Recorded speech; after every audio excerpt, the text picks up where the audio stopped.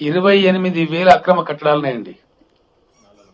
హైదరాబాద్ లో వర్షం నీళ్ళని తీసుకుపోయేటువంటి నాలాల మీద, స్టామ్ వాటర్ డ్రైన్స్ మీద 28,000 అక్రమ కట్టడాలని మెర్సీలెస్ గా ఒకటి మాత్రం చేస్తున్నాం.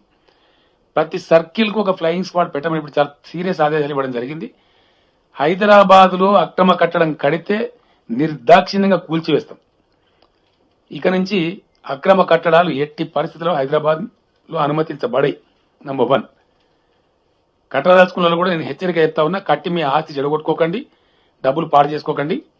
దయచేసి నిర్దాక్షిణ్యంగా ప్రభుత్వం కూల్చివేస్తుంది ఒకటి, లేకపోతే ఇటువంటి సిచ్యువేషన్ వస్తుంది. తర్వాత ఈ 28,000 నాలాల మీద కట్టిన అబ్స్ట్రక్షన్స్ కూడా తొలగించాల్సిన అక్కర ఉంటుంది.